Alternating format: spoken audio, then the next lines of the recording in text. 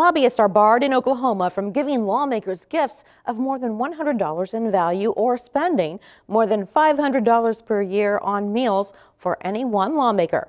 But according to reporter Brianna Bailey with the online investigative journalism site The Frontier, there's nothing in Oklahoma's ethics rules that prohibit state lawmakers from accepting scholarships, grants, and travel subsidies from special interest groups. She joins us now with more on this story. Brianna, thank you so much for being with us. Thank you for having me. Well, these laws are set up to help ban lobbyists from having undue influence. How did they find this loophole here?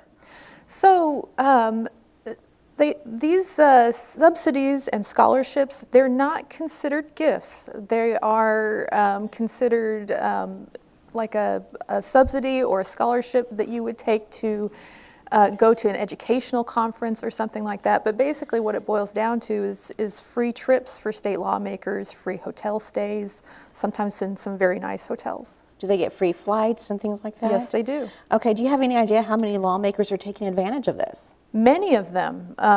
You know, it's Democrats and Republicans, and they go to all sorts of conferences. Some of them are educational events, leadership events, and others are put on by a lot of think tanks that have very specific political agendas. I know you've spoken to some legislators about this in your article, in your story. What are they saying? Do they see anything wrong with this? You know, most of them don't, because you know, they're taking these trips, so obviously they don't. They say they're for legitimate educational purposes. Mm-hmm. These are events that sometimes they help them, you know, learn about different changes in government policies, or learn more about a specific issue. But what's troubling is when the organization that's funding the scholarship has a specific political agenda that they're trying to push with these lawmakers. And they say it's educational, but is there any evidence or any fear that this might help sway their voting on policy?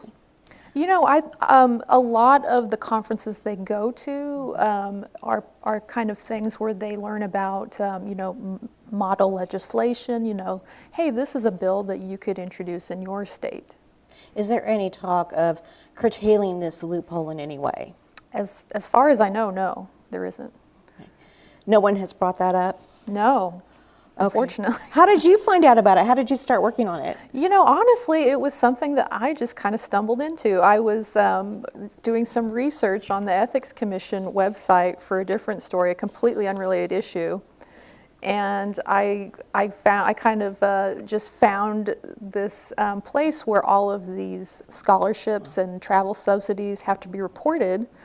And I was like, oh wow, these are some really interesting trips that state lawmakers are going on, you know, stays at a casino, you know, conferences in Florida, things like that. And then I started looking into the groups that were sponsoring these trips, and a lot of them are funded by industry and political groups and all sorts of things. Well, it's a good article with a lot of good insight, a lot more details than what we've had time to share here. Brianna Bailey with The Frontier, thank you for being with us. Thank you so much.